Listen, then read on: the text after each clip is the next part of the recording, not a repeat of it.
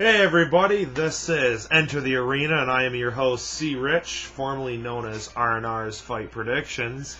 We're going to do a UFC Fight Night 60 tonight over in Colorado with Thatch versus Henderson as the main event. Pretty excited, little excited for a few of these fights, not majority of them, but a few of them I am hyped up. And let's continue our winning ways for 2015 and our bets. First off, first fight we got James Bustrasi and Cody Pfeiffer. Pfeiffer's a late replacement. I believe it's on a 2.5 week. I'm pretty sure he's an Irish boxer. When it comes down to it, I think Bustrasi. I think he's going to be a little more, well prepared, and more than likely he should take the decision, is my prediction. So, and then we're going to move on. The next fight, some of these fights might be out of order due to just how everything moves around. The next one we got Zach Markovsky and Tim Elliott. This is one that I'm really excited for, actually. I've been on the Markovsky bandwagon since he joined the UFC. Thank you to my buddy Rex. When it comes down to it, you got to think automatically Markovsky's going to have the better cardio. I'm pretty sure in the past that Elliott has had cardio and or making weight issues before in the past. They are fighting in Colorado, which has a higher elevation. Therefore, it is going to be harder for them to breathe and such. I think Markovsky is going to be well more prepared for the cardio aspect of it. I do expect a 3-round fight, and therefore Markovsky should get the grappling exchange. And looking more into this one, I'm pretty firm. Even though betting lines are even, pretty firm on this one. The next one, we got Chad Skelly and Jim Alvers. What can I say? Pretty much I think what's going to end up happening, Skelly, everyone knows he's got to work on the takedown. If he can't get the takedown, blah, blah, ride him out for 3 rounds, he might not win. Well, when you think about it in that too, Alvers isn't going to be used to training, at this elevation also. Cardio is going to be another big issue, and once that first initial takedown is landed, and he has to work his way to get up, if it even for a minute and a half in that really it's going to be ×2 in the effect of what it's going to do on his body if he was at normal elevation. So Chad Skelly for the win there. Next we got Efren Escudero and Rodrigo Lima. This one. Escudero opened up a lot higher than what he's at now. I do believe he's at it's pretty much almost a pick-em right now, -120, -110 for each fighter.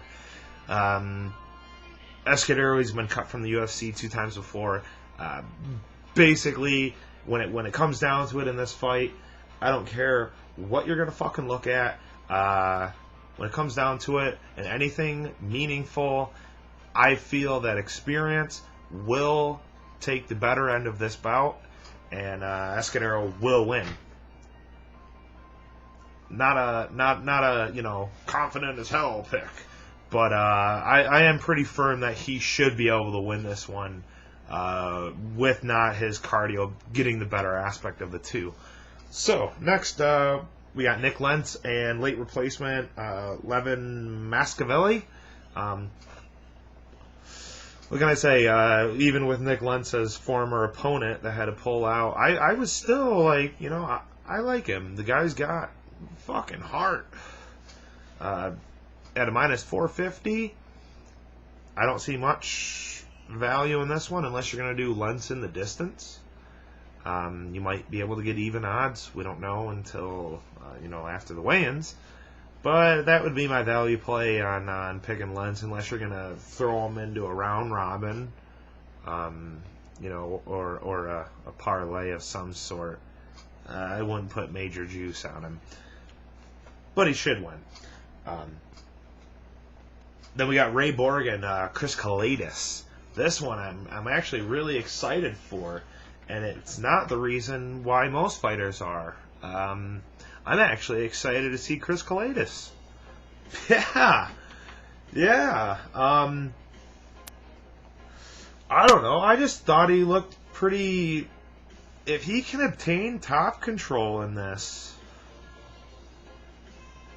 I don't know. I'm just Ray Borg at a minus 750. If you were gonna bet this guy or throw him into your hammer time play for the night, don't do it. Don't throw him in your hammer time play. Don't do it at a minus 750. No. If you're going to do a bet, which more than likely I'm going to do it if I can get it at a minus 150, I'm going to do a in the distance. Unfortunately, Bovada I can't do by submission, or else I would. In the distance play, but I'm not counting Kalidas out. No, not at all. No. But Ray Borg should win. Should. Then we got Kevin Lee and Mitchell Prazanas. If you want to get quick statistical, analytical, Lee's got 3 inches of height and 10 inches of reach. 18-1 versus a 9-1 guy. Yeah, I understand, but either way, I think Kevin Lee actually might get a finish in this one. A lot of people don't realize fighters out of Detroit, which I am from the outskirts of, a lot of amateur fights aren't on their amateur records just because there's so many different leagues and everything around this area that a lot of the fights you don't even know about. And they're not even documented at all. But I do think the length, the height, the reach, I think it's going to get the job done at a minus 165. I don't see him as a bad linker in a parlay. Definitely, one or 2 unit worth guy. Then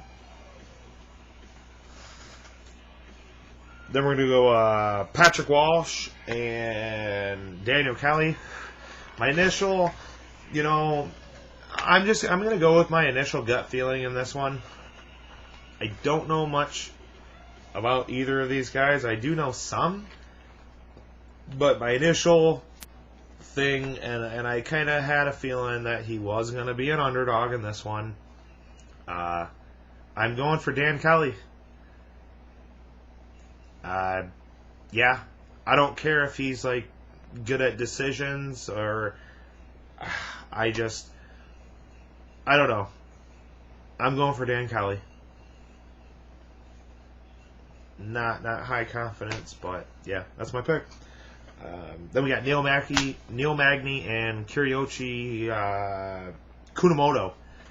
This is another one. Man, I'm so pissed I didn't jump on him at a minus 400 when he opened, or minus 450. Now he's up to a minus 600. I'm so pissed I didn't do him and Holloway parlay at the fucking beginning. I'm still beating myself up about that one. But I am having high hopes. If you want to pick of the night, Neil Magny, he trains in Colorado. Kunamoto, he's got to fly over from fucking Japan or China, where the fuck he's from, and go to a higher elevation. This fight, I shit you not, guys, in the distance, Neil Magny.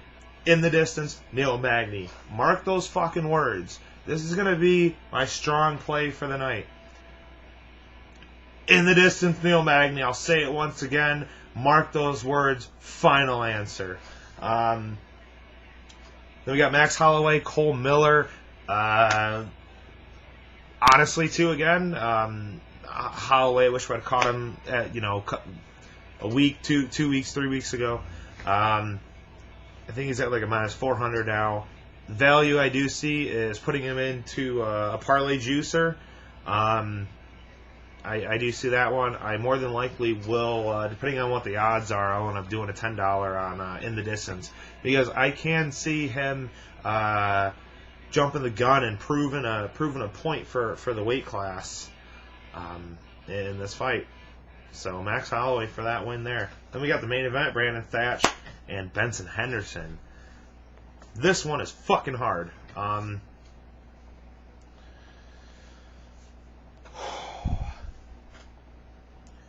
Heart in my head, but my head is starting to overrule my heart the more that I put these statistics and everything into factor.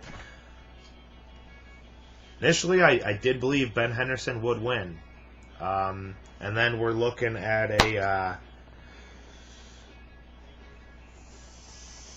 4-inch reach and a 5-inch height advantage and moving up in a weight class. What happens when we see these super fights, guys? That's what this is. What happens when we see a super fight? The bigger guy wins. And 155 to 170 is going to be a big difference. One thing some of you might not realize, Brandon Thatch trains in Colorado. Cardio is not going to be an issue with him, I don't believe.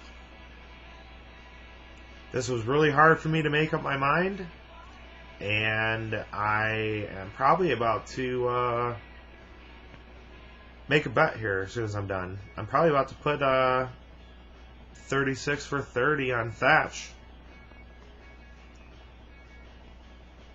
Don't mark my words on that, but hey guys, I'll put a link below for my covers form thread. If you'd like, please go check it out. Give me some love, give me a like, give me a subscribe, do what you guys want. We love any feedback.